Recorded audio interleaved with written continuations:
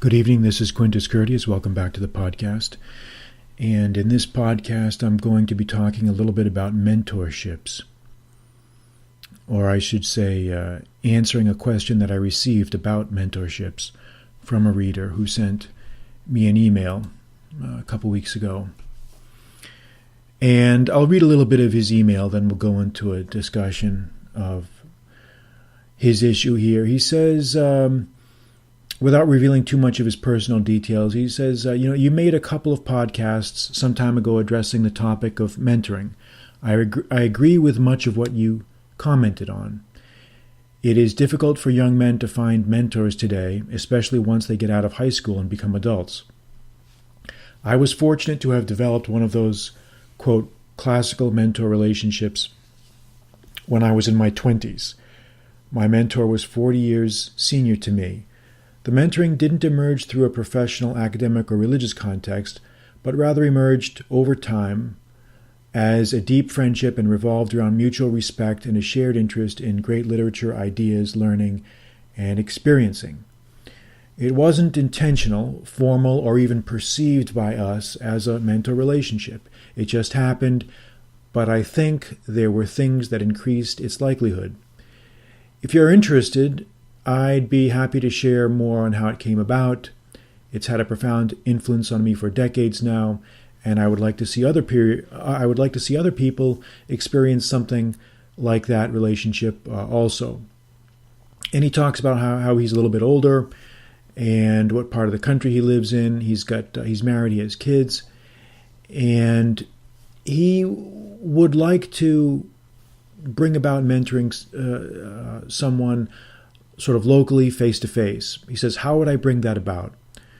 I mean mentor in the broad classical sense, such as experienced, not just career or financial advice or networking. Those have a place, but in my experience, not as large as spawning the willing development of a whole person, mind, and character. I wanted to ask if you thought about it too from this perspective, and if you had any ideas or experience you could share that would promote it. All right, so this is the question. This is his question. And, I think from reading this email, from the comment, I think he essentially answers his own question right within the email, but maybe he's not really aware of it. What he's asking me is, how do I go about finding someone to mentor? How do I go about finding that? I get the sense from reading the email that he feels like he has all this knowledge and he wants to impart it to someone. But he doesn't really know how to do it or how to go about doing that, or basically, I think, how to go about attracting the person, the mentee, if that is a word, mentor-mentee, to do that. But you notice that right within his email, he kind of gives us a clue as to what he should be thinking about. He says in the first part of his email that it was never something that was deliberately planned. It was something that just arose over time, something that just happened over time. And they never gave it a formal name or identification. It was something that just developed. He says that right in the email, and I read that earlier when I was reading his email. And so what does that tell us? I think what it tells us is that the most sincere and the most enduring mentor-mentee relationships are those that do not really arise from specific planning. Because when you try to plan something out specifically like that, it doesn't really work out. Because the relationship of a mentor and a mentee, if that is such a word, I hope it is, I think it has to be based on friendship and mutual respect first, or at least the idea that each individual fills a need that exists in the other. I don't think you can really plan it out. I mean, I think you can within the context of a structured relationship, say with a school or a financial or professional relationship. But those are relationships imposed by outside rules. I think an enduring, true mentor-mentee relationship is pretty rare in today's world, for better or for worse, mostly for worse, I should say. But I don't think you can plan them out. No, I think you can put yourself in situations where it's more likely. And this book that I'm reading on and off now, the life of Samuel Johnson, written by James Boswell, a very, very famous biography of a very famous literary figure, Samuel Johnson. And Boswell was a younger man. He was, I think, 20 or more years younger than Johnson was. And he always admired him as a writer, and he specifically set out to meet him. And he just happened to meet him one day at either a bookstore or a small library. And the two of them just hit it off, and they struck up a friendship, and they became essentially just sort of confidants and friends for many, many years. Now, you could say that the younger man, Boswell, intended it that way, or he deliberately sought out the older man, and that's true. But there had to be a willingness by both of them to undertake this relationship. I think the younger man generally seeks out the older. That seems to be the pattern.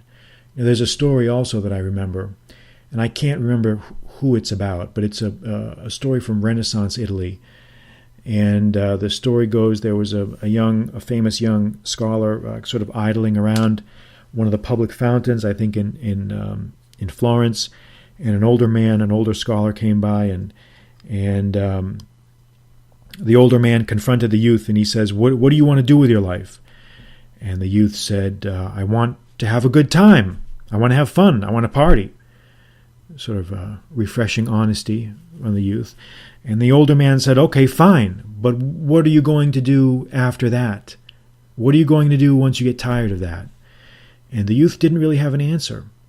And the older man said, "Well, follow me." And he then sort of put himself under the older man's tutelage, or I guess apprenticeship, or what have you. Now, the story may be spurious. It may be an exaggeration, but I think there are many examples of that, really, where you have maybe a chance encounter that escalates into something meaningful, something enduring. But, if you're an older man, I really don't know how much you can really do beyond the basics. I think in many ways this is one of those relationships that it's like, you can put your fish hook in the water and you can bait it, but I just don't know how much you can really actively go about pursuing other people, because it looks desperate, I think, and I think that if you give off that kind of aura, that kind of appearance, it's not going to be well received. Not going to be well received. So if you're asking me for my advice, I think really the only things you can do is, number one, I think you have to set a good example. As an older man, you have to set a good example. Number one, set a good example. And you do that by how you live, how you talk, how you act, how you conduct yourself. Because young people are smart. They're very observant.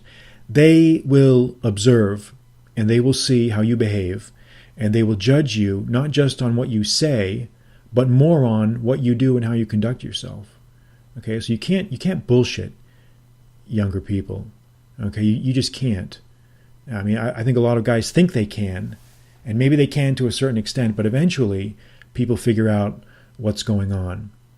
Number two, I think you can put yourself in situations where you might encounter mentees or possible mentees, and maybe you can,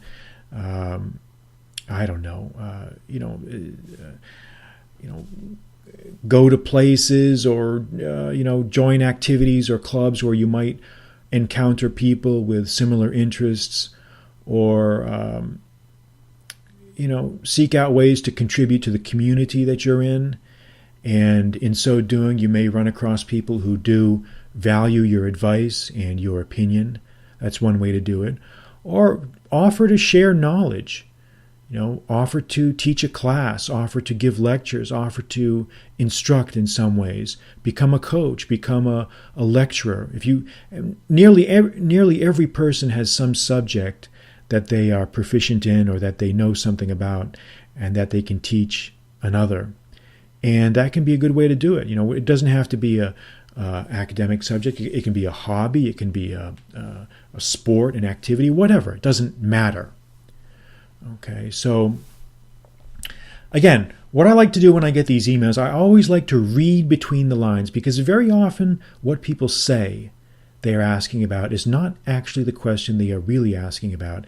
And I'm very good at peeling away the veil to see what really is being asked. Now, in this gentleman's email, he starts out by talking effusively of the great experience that he had when he was growing up with this mentor. And I think he really would like to see what it's like to be on the other side of the coin. And I think he would really like to now maybe return the favor somehow to the universe by imparting his knowledge to a younger person. But I think he feels somewhat stymied and frustrated by the fact that it's not happening, or it's not happening as quickly or as promptly or as controllably as he would like. But unfortunately, that's just the answer. And he himself acknowledged that in the first part of his email when he said that it was never anything planned. When he found his mentor, it was never anything planned. It was something that just grew. So that's my advice to you, man. As it happened to you, so you should let it happen to someone else. Put yourself in a situation where you're approachable, where you are receptive to new people, where you are out there, and the moths will come to you, just like the moths that sort of buzz about a light bulb at night. People will find you if they sense that you are of a good heart, of a good soul, and you are knowledgeable, and you are someone that they can relate to. They will find you. I think the real challenge is being there, being receptive when you see them, because there have been so many times, I think, that we can all say when we've tried to approach older people and they just gave us the cold shoulder, or they were just not interested, or whatever, or they were too self-absorbed to really put themselves out there. And that I think really explains why there are so few mentors out there for young people today, because nobody wants to put themselves out. Nobody wants to do anything. It's part of this culture that we have now where it's all about me. It's all about me. And, there's also another side to the coin where a lot of older people feel, and rightly so, I think they don't feel valued. They don't feel like their opinion is valued or listened to or respected, because I think in many ways our society now respects age a lot less than it used to. So there's blame to go around everywhere. But you know what? Blame doesn't get you anywhere. We can sit around and blame each other all we want, and nothing is going to get done. So enough with the blame game. It's not going to get you anywhere. What you've got to do is try to make use of the time that you have now to build productive, useful, and beneficial relationships with people so that they can benefit in their lives, and that you can also find a sense of satisfaction by doing that. All right, so that will wrap up this topic here about mentorships, a short podcast, but like I've always said, you hit it and move on, hit it and move on. I don't need to spend an hour here on the microphone repeating myself. You get the idea. So go forth and do likewise. All right, that'll be all for today. I'm Quintus Curtius. Good night.